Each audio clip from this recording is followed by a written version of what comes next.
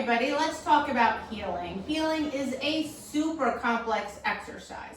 So anything we can do to make it more clear for our dogs is extremely helpful to them. I teach my dogs position, so they understand that it is their job to keep themselves lined up with my left hip and my left leg. Good boy, Zesty. Lie down.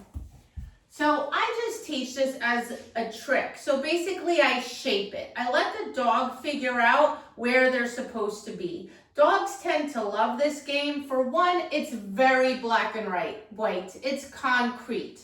You are either in position or you're not. Dogs love that. They like clarity. Black and white is very clear for them.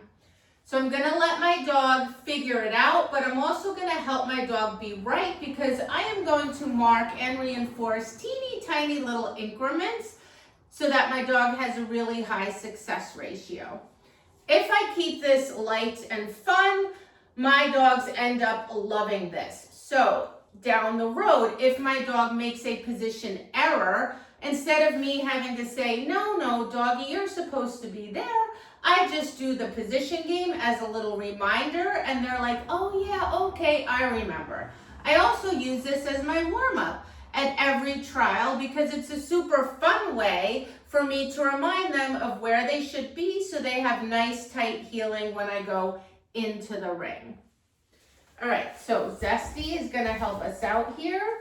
So this is perfect position. His head and shoulder should be lined up right here. When I do mark and reinforce, I'm going to always feed in position with my hand, touching the side of my body, in line with the seam of my shirt and my pants, and I will feed the dog right there. Lie down, curl. So the shorter my dog is, the further down my hand is gonna go. If I have a small dog, I will have to either bend and feed there, or I could get a spatula. I could stick a little cheese on the end of the spatula, lower the spatula down, let my dog get a little bit of cheese, bring the spatula back up, just to make it a little bit easier. All right, Zesty. So you can start by sitting your dog down, and you can just put yourself in position. All right, and then I'm gonna start by moving my left leg forward. Close, yes. So you see we moved just a teeny tiny bit, and I instantly marked it, and now I'm going to reinforce. Now, I never have food in my right hand. Food is always in my mouth. Predominantly, in this case, it will be in my mouth so that I maintain focal point. However, if I put food in my mouth now and try and talk to you guys at the same time, kind of messy. So I have to cheat a little bit. So what I'm going to try and do instead is I'll put the cookies in my left front pocket. I want to keep my right hand and my right pocket completely out of the picture, because if I keep my right hand in the picture, the dog's going to want to forge and go to my right hand. Okay, so he remembers that I owe him that cookie, even though it was a while ago. All right, come on, sit, sit. Okay, close. Yes. So I just moved a teeny tiny bit. Marked, gave him a cookie. Yes, good boy.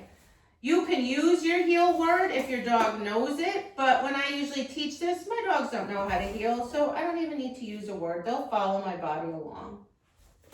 Yes, so I take incrementally bigger steps because he's in position. Now, if he were to, let's see if I can make a mess up, get ahead of me, then I just shift my weight back, and my dog usually, the motion will pull them back and they'll end up in position.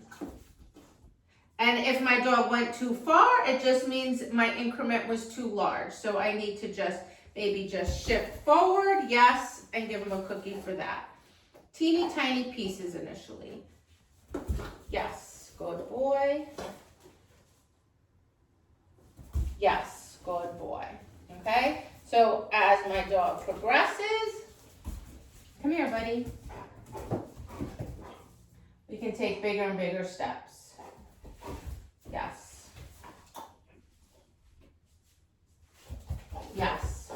so now he knows to stay in line with my left leg. However, that's the first piece. The second piece, and this is where most dogs tend to forge, is when we move our right foot forward. Curl. So when this foot goes forward, dogs tend to be on this leg. However, when we shift our weight forward and start to bring the right leg forward, the dog tends to move in ahead of the left leg. All right? So they're good here. Hold on, buddy. Wait. Lie down. So they're good here. And as soon as we start to shift, they start moving forward. This leg goes forward. They move forward. This leg comes up. They're lined up here again. I don't want that. I want my dog on my left leg the entire time. Okay? So this leg. Now I'm going to shift. Yes, he stayed there. Mark and reinforce. Shift. Yes, he stayed on that leg. Mark and reinforce. Shift. Ooh, you went a little bit. There you go, right there. Shift. Yes. Good boy. Shift. Yes, good boy.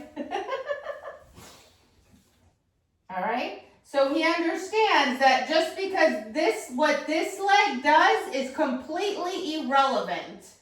All right. It doesn't matter what this leg does. It's this leg that matters. This is the leg that matters. He says, I know, Mom. I know. Close. So you can see when I move the right leg forward, yes, he doesn't move at all. Okay. Break up a few more treats.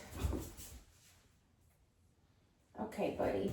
He says, yeah, don't steal it out of my hand. That's not nice.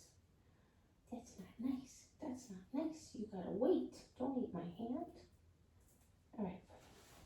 All right. So we'll go a little bit of an angle here. Close.